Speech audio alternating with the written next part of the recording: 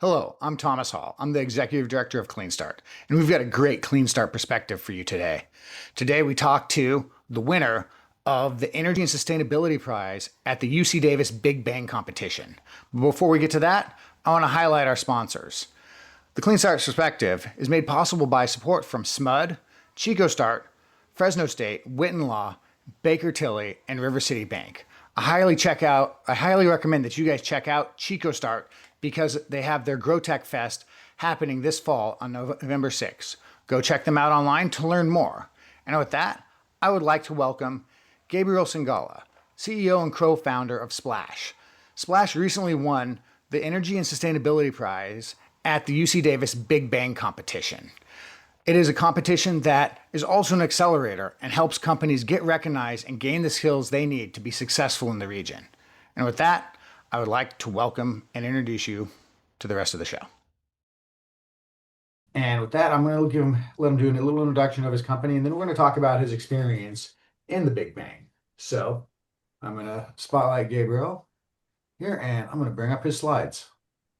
I guess while that's happening, a little background on me. I graduated from Sacramento State. I started my journey at UC Davis with molecular biology. Then I transferred to Sac State to do business. I graduated from with a marketing entrepreneurship degree, and then all my team except for I do have masters and undergrad degrees from UC Davis. So it's just been we've used a lot of resources from both schools, and such as Big Bang, which has been amazing. So our company we created is Splash, which is a pool product that automates the pool chemical testing industry. So next slide. So let me know when you want to go to the next slide, and I'll just say next, and I'll pay to click. Next. Yep. Next. Yeah. All right. Yeah. So for those of you who don't have a pool, balancing these chemicals sucks. There was a national survey performed by Leslie's, which is the largest pool retailer. They found that 71% of people who manage the chemicals in their pool struggle with this aspect of pool management. And we believe that this is because they haven't changed the method since the 1940s. The same old testing strips that you use to test your pool were actually invented back then and are still the primary way to measure your chemicals. And we think that we're in a unique market because people who are age 35 to 55 are the most likely to own pools and also the most likely to adopt these new IoT devices. The next. Yeah, so this is kind of our product. As you can see, it is installed next to the pool pump. Our box is on the right on that wall of this little rendering. We go directly to the pool pump where we draw water.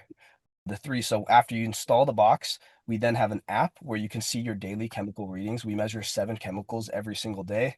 And with these chemicals, if something's off balance, with a click of the button, you can actually receive a tailored instruction list on how to balance your pool, which is done with our AI algorithm based on training models and then also statistical like data on how these chemicals interact with each other. The next. And then this is just a quick little snapshot what it looks like. This is the inside of our box. It has a bunch of testing reagents, 12 to be exact, with pumps that pump them into a reaction chamber. Here there's water. It drops a little bit of the solution into it, mixes it up, uses a colorimetric sensor to see the reading, sends it to the app, which then would show you, for example, on this one that your pool needs attention. You would click the fix pool chemistry button, and then we would tell you exactly how much of each chemical you need to add to balance your pool. And then next. And then, so this is just a little bit about like the clean kind of aspect of our product as well. So chlorine obviously is not good for the environment. Excess chlorine can be avoided with our product. We estimate that we can actually cut down chlorine usage by 50% since people are often, they don't know what they're doing. They're just pouring chlorine, hoping their pool stays clear. When in reality, our product can actually create like this level of resistance to your pool where it's more resistant to change of the heat, to water, to like rain and all this kind of stuff. So we're aiming to kind of not only make it easier to manage your pool, but lessen the amount of chemicals you need to do, which would also lower like the transportation of chemicals. You don't have to go to the pool store as much. We can deliver them right to your door because we know exactly what your chemical levels are. So that's one aspect. And then next, and then the other one is like how we save water. So let's say your pool becomes filled with algae or you add way too much acid. There's not really a way to fix that other than either shocking your pool, which is a bunch of harmful chemicals, or you drain it. Most pools are about 15,000 gallons, so people are draining pools a lot more than they should because they don't know how to fix it. 15,000 gallons is a lot of water to waste. So with our box, we're trying to aim to reduce the amount of water people are wasting by them not needing to go through that process. And there's 10.4 million pools in America that are residential, so it's a huge market for this kind of product. And then next. And then kind of like the final one, which is a little less applicable, but like it is good for your like your skin. Too much chlorine or too much acid is why we get red eyes when we swim. It's because the urine and the chlorine mixing, your skin gets like sensitive. If you have sensitive skin, it like really makes you itch, it burns. And then also it helps the equipment last longer. Like there's not really when your equipment breaks, they don't really replace it. They don't fix it. They want you to replace it, which creates a lot of waste since these things are pretty big, such as the filters and all that. So we're trying to just like, make it easier for people to manage your pool and not have to go through these expensive and harmful to the environment processes. And then that's all the slides I had. So All right. Well, thank you for joining us today on this. And one thing that I kind of recognized in it, so you won the Energy and Sustainability Prize at the UC Davis Big Bang competitions under the Mike and Renee Child Institute for Entrepreneurship and Innovation, which is a pillar in our area. You won the Energy and Sustainability Prize. And one thing that we've, at least at CleanStart, that we've pushed with companies when we tell them to go pitch is make a pitch that is to the prize and to the judges. right. And often that's like, hey, there's some other good competitions in the region where it's like, you don't go and sell what you're trying to sell to investors. You go and try to sell, I guess, to what is in the prize. And kind of by looking at it, because it's pool equipment and you highlighted sustainability and environmentalism in there, how did you approach, changing your pitch to make sure that it matched the audience that you were pitching to? Yeah. So I mean, this was our sixth pitch competition of that semester, kind of. Oh, So so this you're a veteran then, I guess. yeah, so like we actually we got second place at Kings Capitalize with the Kings. I've been to Minnesota to pitch at like a national undergrad one, and I kind of just learned from those the strategies for each one. So UC Davis, we did demo day last year, so we weren't part of this cohort of Plasma, and we realized that we were way too analytical with data and showing our processing power and all that. And it's like no one cares about that realistically. So we learned how to switch to the kind of audience. So I went about UC Davis's Big Bang pitch to be more kind of interactive and showing how we act, like how we do it. Because if you don't have a pool, it's really hard to connect as a judge with a pool product if you don't have a pool. So what I did is I brought the actual 1940s testing kit from Taylor. I bought one off eBay. I passed it around. I was like, this is the same thing we use today. I brought the box. I did a live demo. I work with like we have a kind of mascot at Splash called Pool Pete.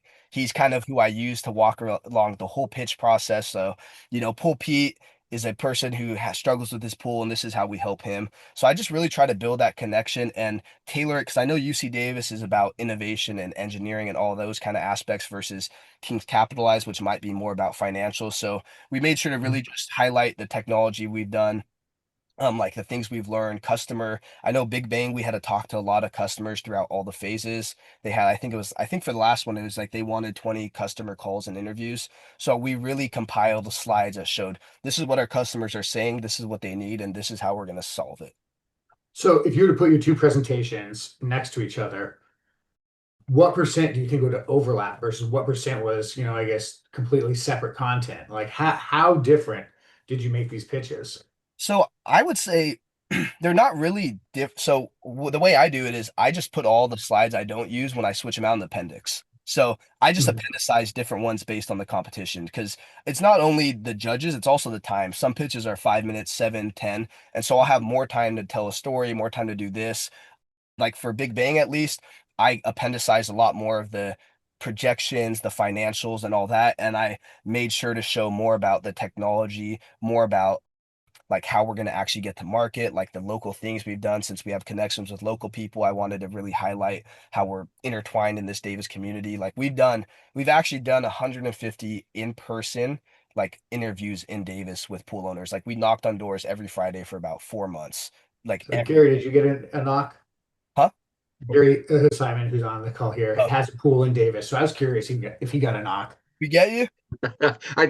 You should come out. I've got 30,000 gallons, but I never Oh, drained it yeah, today. maybe we'll have to redo our knocking. Yeah, but we just use Google Maps for that. And so like we actually, I think we knocked on the UC Davis chair of chemistry's house, and his wife answered the door and she was all for it. So like it's crazy that people we've met, like I think it was, yeah, like we've met some, like I remember this one lady, she was she's lived in Davis since it was built. She's like, I remember when there was one street in Davis. And so it's like all these things, I think we really just wanted to highlight our story in Davis and tailor it more towards Davis versus when we went to Minneapolis and it's 20 degrees outside and no one has a pool and You're we're just right. saying, here's the money, look at the money. I get you don't understand what pool stuff is, but like look at how we're doing the money. So you really just have to adapt. And I like to look at the judges beforehand and kind of see what industry sectors, what they're like, and you just try to tailor it. And I don't delete slides, I put them in the appendix. So you never know what question you might get. And if there's a question that you have a slide for, that's always something good. Yeah. But so kind of, I guess the core of it, of the story with your mascot there, is probably the same, but then like all Yeah, the supporting, exactly. Pool like stays, pool getting Pete people stays. engaged, it will be different. And, you'll have the backup cards Right. for when someone says, when the judge you thought was going to be interested in technology says, I really want to see your financials. So you can go and click to that slide there too. So which I think is important because everyone focuses on like they got 10 slides to do this in, but that's a starting point. I've, Yeah, tip on I've that seen is mini decks like yours where they got their 10 pitch slides for their 10-minute pitch and then 30 or so other appendix ones that they will go to if you ask a question because that's it for them. actually one thing I do that I recommend is I purposely leave out stuff in my pitch that I know people are going to ask. So there's Mhm. always a question I leave out. When I go through like how it works, I'm very brief on how it works. I don't want to tell you, like, I don't usually include the slide of what it looks like. I just say you install it next to your pool pump, it measures chemicals. And then I 100% of the time get the question, how does it measure chemicals? Oh, let me show you my slide in the appendix because you get that 10 slide limit, but you can work around it by making like structuring it so people ask the questions you want to ask. Or like on our competition slide, I say we're better than I only spend 15 seconds on that slide. It's a big old graph which shows we're the best. And I say we bring the highest level of peace of mind. Now I don't explain what peace of mind is at all.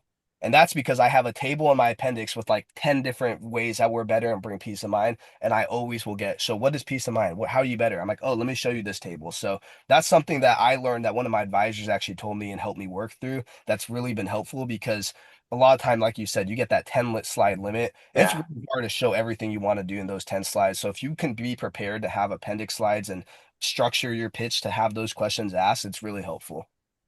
And like, I hear you're telling a story with your pitch, right? You're like, I do this so that they think about it and then I ask a question and I drop it on them. I know there's a couple books that's like how you kind of get them to that excitement and then drop the knowledge on them.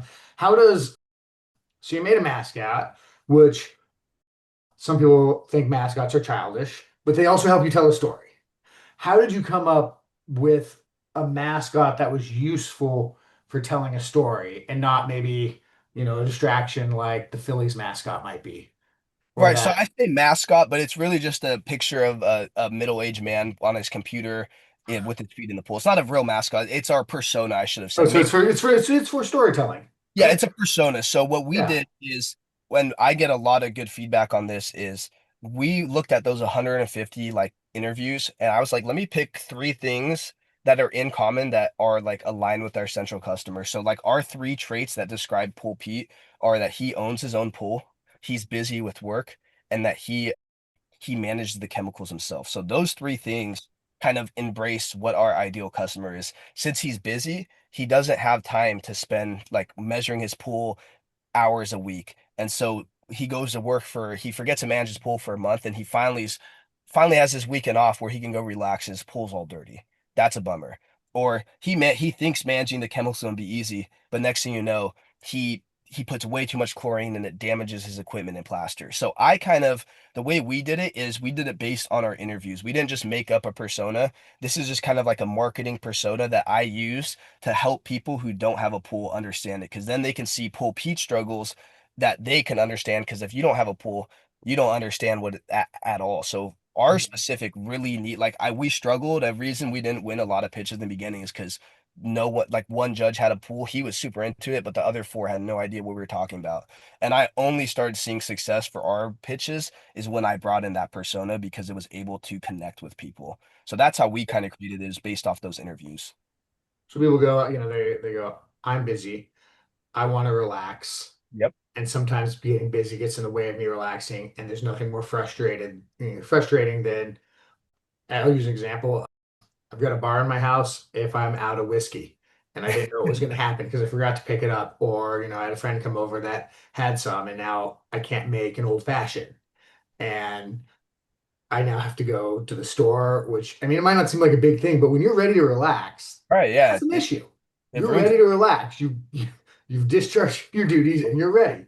I can see how people like would really, really relate to that. Now, you're kind of making this off of your potential customers. You're going out there interviewing 150 people in Davis.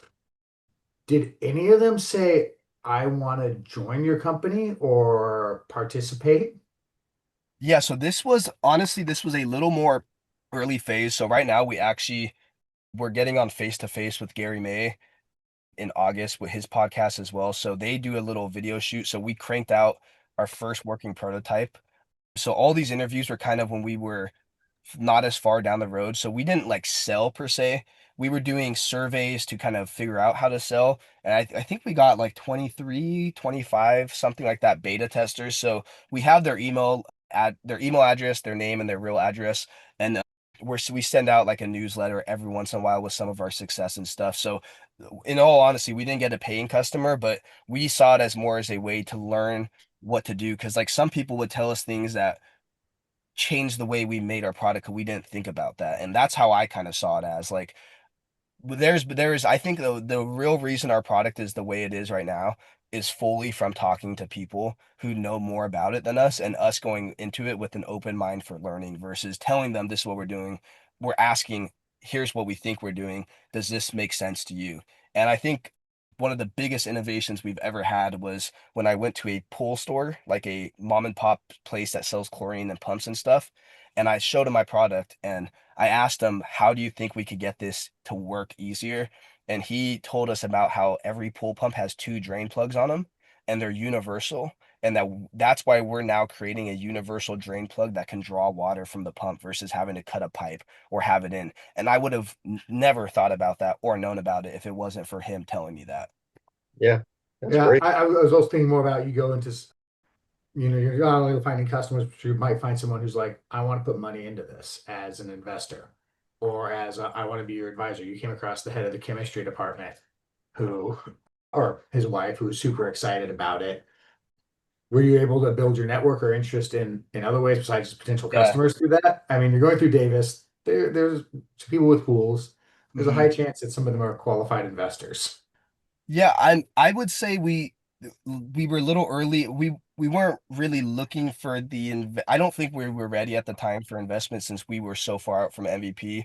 But I think the most notable person we found is we did a survey, one of our last surveys of like our little survey push, and he's a software kind of guy, and he now works for us, and he's one of our best engine like software engineers, and he's great. He does amazing, and he we found him because he said this is really cool. I want to join this startup. Do you guys need me? And so that was like the coolest. I think that was probably the coolest one we got. Maybe it wasn't an investor, but he is probably, other than our lead, our best software and like hire since the startup. So That's what I was thinking. I feel like, it sounds like if you go out there with an open mind, right. trying to engage people on it, you never know, you might find a customer, you might find an employee, you might find an investor.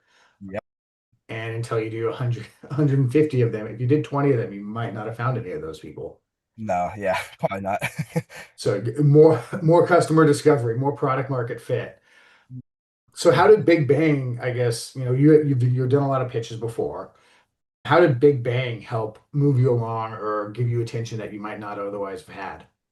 Yeah, so I mean, Big Bang kind of made us go back to our survey days. So we kind of did a lot of them early in or late 2024, and we kind of focused on different things. It was my last semester of school. I was focused on five other pitch competitions, going doing so like we kind of stopped talking to customers, and Big Bang kind of forced us to go back and re-talk to these customers, which is something that did help us and like just make sure that we are still on the right track and not just in that kind of dilemma where we think we're doing what the customer wants, but really isn't what the customer wants. So like I think that was an aspect. I mean, also it was our biggest prize money check, which since our product is a hardware product, it is expensive to test these and build units. And that was our biggest hurdle was the financial aspect. So it helped there. And then I mean, like stuff like this, I mean, wouldn't have happened without Big Bang. We got into the Inventopia with Okay. so we got a connection with that. And so now we actually are moved in there, and that's where we're building our prototypes now, which again, Cool. Big Bang connection. So I think a Big Bang was just it was amazing to see how many local like business owners and people who are passionate for students doing startups were there and like willing to just talk to us and give us information, help us out. So I mean, honestly, I think out of all the competitions, this one probably gave us the most after the check. Like check aside, Big Bang definitely offered us the most insight to stuff. And then yeah, I think it was really good to get like Inventopia was huge for us. I it's Tim Keller does great work out of there. Did we lose you? What was it? I say Tim Keller does great work out of I know Inventopia. he's like really smart with hardware too. Oh yeah. So he kind of changed our design. That box is kind of old. We have a new kind of design where we're using a carousel with syringes to like be more accurate in how much we dose. And that was fully like him walking through with our engineers, and we're just like, wow, like this guy, he's great. He's really great. So you have a product that's part, I'm assuming you're not going to install them, but you'll be selling it to people that are installing them. But a So lot of your things was end user customer kind of B2C discovery. right. And you mentioned that you did talk to, the chemical store, and that was a little bit more of the B2B kind of discovery. Was there any other kind of, I guess, how much work did you do in, I guess, the B2B space to figure out, your distribution or your channels on this? Right. So actually, when we were in Plasma, our initial idea was B2B. We wanted to sell to pool service companies so they could better serve their clients and monitor their pools real time so they don't have to go out if it wasn't dirty and all that. We found it was actually, we just couldn't come to a value proposition that worked for both of us since they're a low cap. They don't make as much money as you think. Like there's a lot of overhead and stuff, and it just wasn't justifiable for them to spend the amount of money we would need to be profitable for them to monitor it. So then we had to pivot, and then that's how we pivot. Excuse me, sorry. That's how we pivoted to the B2C. And technically, we will be installing the first like 10 to 50 just to kind of show people how it's done. But the product with the drain plug accessory that I discussed earlier should be able to be installed by anyone in 5 minutes. So it actually will be like all the other products out there that are in line require a pull guy to come out, cut your pipe, and install it into the pipe and then reseal the pipe. And that was initially our idea, but we knew just down the line that that would be such a big hurdle and it would probably never be a product that you could sell on Amazon if you have to have someone come do it for you. So we really focus on trying to make it as easy to install as possible. So that was kind of like that. And I think we just went to a lot of conventions. We went to home shows like the Sacramento Home and Gardens Expo, I think is what it's called. And over there. We went to there. We just like, I think it really comes down to the more people you talk to, the more you learn. Because when you're doing a startup, or at least us, we weren't that knowledgeable about the industry. And there's so many people who've been doing pool stuff for 30, 40 years that love to see young people passionate about the industry that they've been in that has almost no innovation. And they will just pour out. You can ask 3 questions and you'll be there for 30 minutes and they will just talk and talk. And as long as you're absorbing and just allowing that conversation to flow, you can learn so much from it. So were there's two of you doing these interviews, I hope? One of you to write, one to ask Yeah, questions? so usually, yeah, we would for the 150 it was actually four. We would split up into groups of two so we could hit more houses, and we'd just come back, drive. One of us would write it down. A lot of the times, what I do is if I'm solo interviewing, I'll actually just pull out my phone in front of them and start writing on my notes. And I don't think that's it, it actually works a lot better than most people think because it shows that not only are you interested in them, but like you're interested in what they're passionate about and what they're saying. And so that's another way that I like to do my interviews is I'll write it down as they're speaking just to like make sure I'm getting everything. If I have a question, I'll be like, did you say that? What did you mean by that? Can you explain that? And that's a way that I really and I compile it and then I talk with our team every week when our meeting and we just kind of build our knowledge from there. Yeah, I know I used that in college and still today, where writing it as you hear it, so it's like you get it verbally and then you get it also kind of physically memorized in there. So it sounds like you have a pretty good team that works Oh well yeah. together. How Yeah. did you build your team? Oh, so it's kind of a crazy story. So For crazy stories. when I was so I first year of UC Davis for me was COVID year, so I was all online. I moved here, lived at the Green for 2 quarters, realized I wanted to go to Sac State, so I moved out. I moved in the house, and then I needed roommates, so I posted on Facebook, And this guy named Rain, he was like, "Oh, I do you have a garage? I need to park my car in the garage. If you have a garage, I'll move in." I'm like, "I got a garage. Let's move in." And so he moved in. He's an electrical engineer master's student, and we never even saw each other for the first 4 months because we would be busy doing our own stuff. And eventually we just kept coming home at like 2 in the morning together, and we're like, wait, we're actually really similar in our business mind because we're getting home at 2 a.m. instead of going to the bars and parties, and we're just like actually, and so we would just talk and talk, and we realized that, oh, okay, we're onto something. And then he's kind of the mastermind behind the team. He put a bunch of engineers together because he knew some software guys and then he knew some hardware guys. And then he put me as the lead of business because I was pretty much the business guy. And then we all combined. We had like 10 originally. It was eight mechanical engineers, or no, electrical engineers, which is way too many. So we cut down on the electrical engineers, brought in more software, and that's kind of where we are. But 6 out of 8 of us have been friends for more than 3 years. So we snowboard together, we go camping together, and our team is something I would say is so unique with us. And like, if this startup didn't work, I don't see a world where we wouldn't try another one with the same team. So it's like we just got. I would give it all credit to Rain for putting us together, and then we just from there we just bonded and stuff. And four of them actually live in the same house down the street from me right now. So it's just we're just all really close. I kind of chuckle because Brandon Brown, who has Grin, the billion-dollar company up there in Folsom, he built his team snowboarding. Yep. Uh, he has Oh, that's historically built his team snowboarding. So, maybe going down a mountain is the best way, or when you have time to talk on the lift is the best place to find people on building your company. Now, one thing I noticed that I caught there, you talked about getting something that anyone can install. And one place that I've seen, at least I've seen a lot of things that were these really high tech or like future tech sort of stuff that have become more something that anyone could do, but companies have been successful making it so it's like, okay, instead of trying to, I have you in the waiting room, by the way. Do you have another device? me. I'm looking in the waiting room and it says you're in the, or no, Michael Singala. That's okay. Oh, that's my dad. All right, I'll let him in. Yeah, I saw Singala and I'm like, yeah, that's my dad. yeah, all right. Is where there's a tech like where it's someone who's not steeped in the tech, but they're steeped in the like how someone wants to buy this and install it. And I'm thinking of some battery companies that are local that are focusing more on, hey, how can someone buy this at Costco and then go install it on their own, as opposed to get a bunch of engineering and permits and dig it and cut out a wall.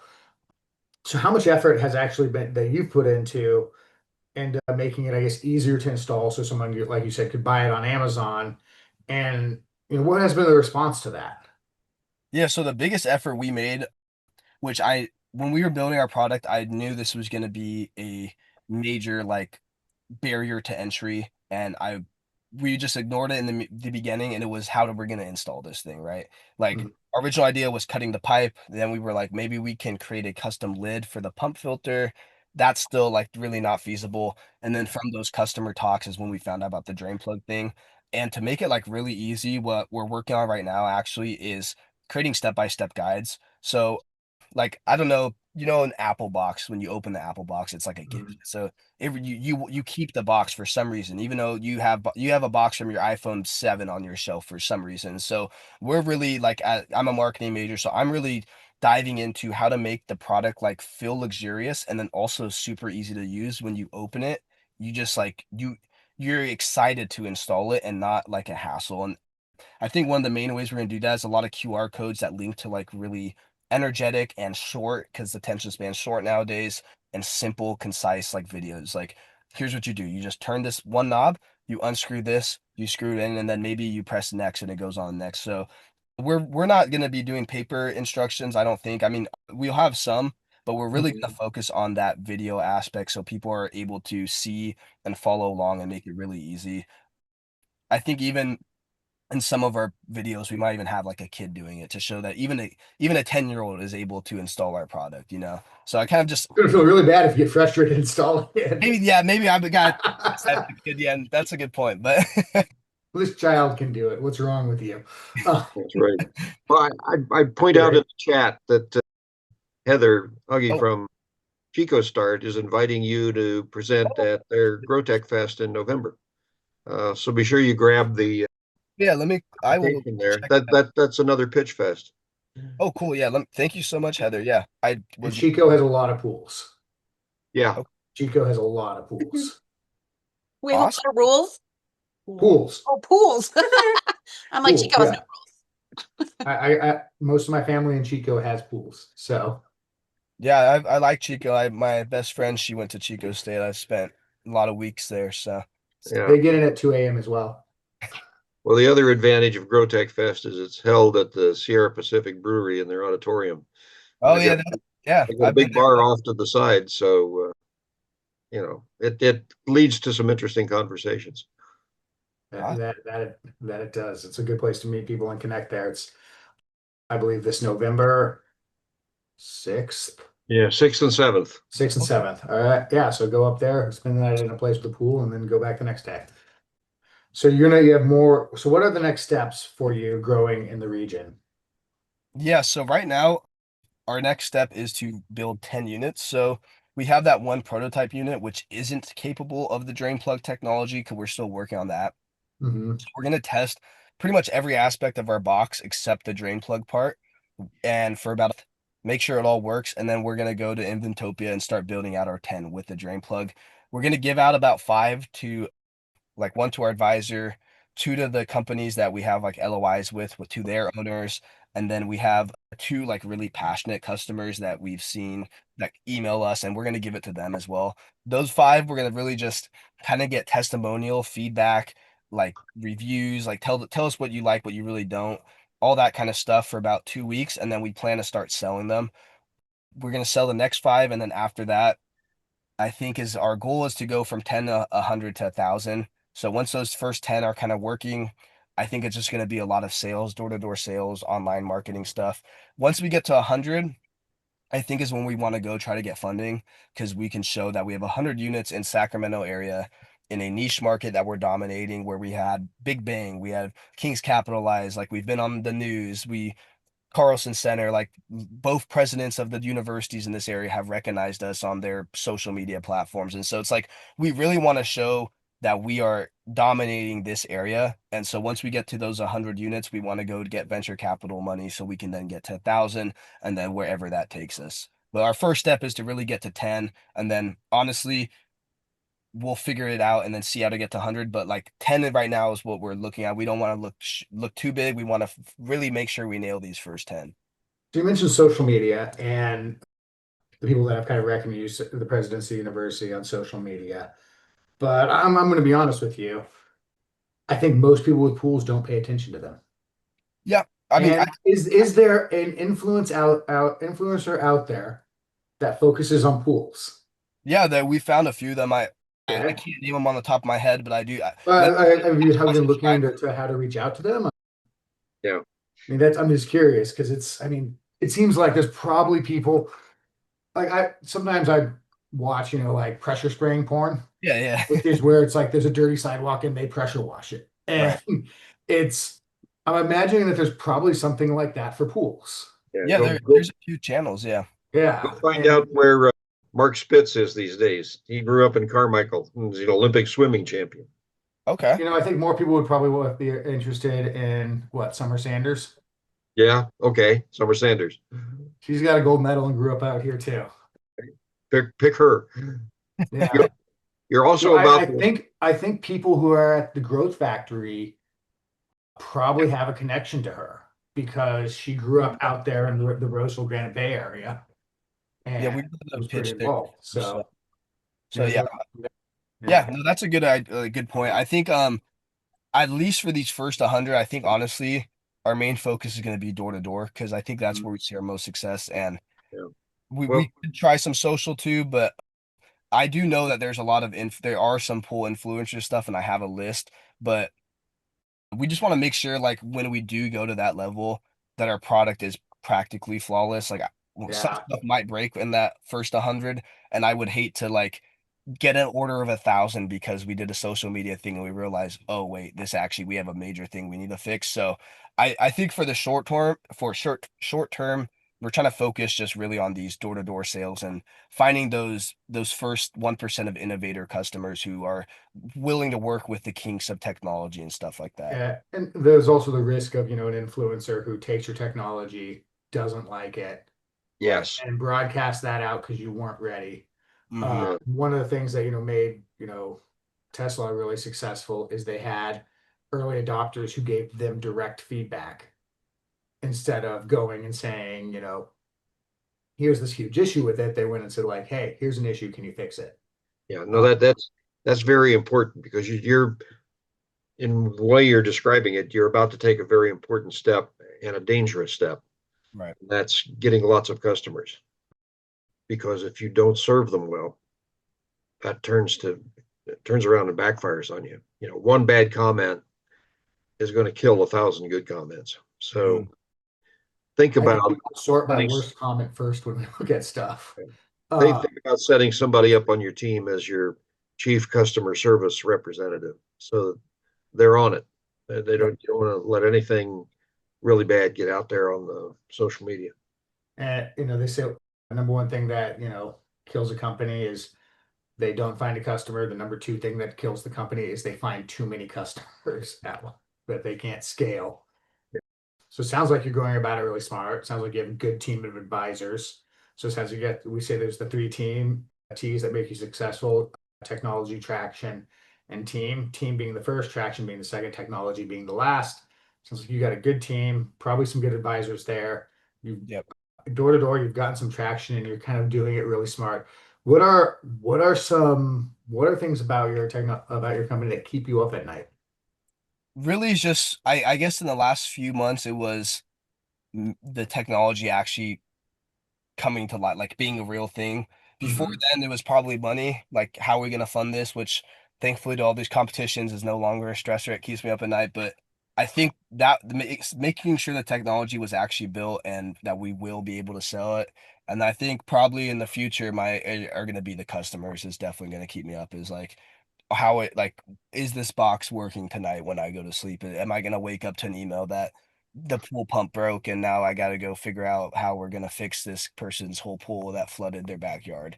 So that's going to be definitely a big one later on is just does the product actually is it working and is it doing what it's supposed to be doing? You promise people all these things, and as someone who wants to be probably true to their word, I guess that would keep you up at night. So we've got, been talking here for a bit. Any major takeaways from going through pitch competitions that you would be like, hey, you're a startup, you're going through these. Here's what you really need to know about going and doing pitch competitions, because it seems like there's another company, Box Power, that is growing out in Grass Valley, and their start's very remarkably similar to yours, where it was pitch competitions that kept them alive for the first couple of years. Hmm. So with people starting to look at that more and more, maybe a cooling market, what are some advice that you would give them to pitch competitions outside of stay out of the ones you're in? Well, I think honestly, it's no one cares about the technology. It hurts to say, but no one cares how you're measuring your pool. Like no one cares that we use pumps that do these tubes and all. It doesn't matter. Like the judges are there. Most of the time, they're not going to be from your industry. They've never heard of like for us, a real one is not every judge. Like it fully depends. If a judge has a pool, it changes it. If it doesn't, it's a lot more work. So they don't care about the technology. It's more about like showing that you know and you're passionate and that you're able to like answer your questions. I know a lot of people get stage fright and stuff like that, and some CEOs they want to be the one who's pitching. They want to be there, but they might not be the best one who's like customer centric and customer facing, you know. So I think it's choosing the person who's able to really tell the story, not being overly technical, and I don't know, it's you just want to be personal. The judges can see like I think being comfortable is a very nice like a very positive thing. If you're super stressed and trying to remember your script word for word for 5 minutes, you're not going to do as well as you want to do. Like I make my slides, like I make the full slides, so in my head I'm creating my pitch as I'm making the slides. So I'm like, okay, I want to go in this order and talk to these things. So let me structure my slides like this so I can flow through it like a book. So I just focus on the flow. I practice a lot. One thing I always try to recommend is like the more you talk about it, the easier it is. Like you might not be pitching to someone who asks about your product, but you being able to explain for 5 minutes and talk about it will help you on your pitch because then those are things that you're just saying and saying and saying. Like I can do a 60-second elevator pitch 24/7, no matter to who, any time of the day, and like that is from my pitch and all that. So I just say like it's not about how pretty the slides are. It's not about how cool you guys are doing. It's just is like show your product, show why, like it's an emotion thing. People want to show what it makes someone feel, not like what it does. Don't sell features, sell like emotion and like how it changes their lives. So I think that's something I struggle with was wanting to be overly technical, wanting to showing all these numbers that, are probably made up anyways because no one knows their 4-year revenue projection when they don't have a sale. Like, I don't know, just focusing on like connecting and making the audience engaged and wanting to like they don't wanting to like invest in you, your product, but also you because they like you as a person and like your drive, your confidence and all that. Like they can tell. So I would say just a mix of those things. So I think, the 3 Ps of a perfect pitch: practice, practice, practice. It sounds kind of like there. And the one thing that I really appreciate that you said from that is, you're kind of always sharing your company and pitching it to people, not maybe in a pitch form, Right. but you're having a normal conversation with them. Mm-hmm. Not You're explaining to them why you're passionate, and then when you go in front of the judges, that part's become natural, Yeah. and it sounds like they really love it. So, I mean, that's I think a great lesson for people to take away. Practicing, don't focus on the numbers as much as how much it changes lives. Do we have any questions from the people that have joined the Zoom at least? All right. With that, I'm gonna move on to wrap it up and thank you for joining us today. Great job, Gabriel. Yeah, great job. Round Great. of applause. I wish you the most success that you can have on this. Hopefully see you up at GrowTech Fest November 6th in Chico. Yeah. And there we go. And thank you for joining us today. And with that, I also want to thank our sponsors, SMUD, Chico Start, Fresno State, Witten Law, Baker Tilly, and River City Bank, along with invite people to join our next perspective, which is from a startup marketing to millions. Experience from Derek Porter, who in the past year had a company exit at $1.6 billion. Additionally, later, better use of AI in creating your content. And we have a meetup on September 25th that is going to be really cool around buildings. And with that, thank you for joining us and have a good day.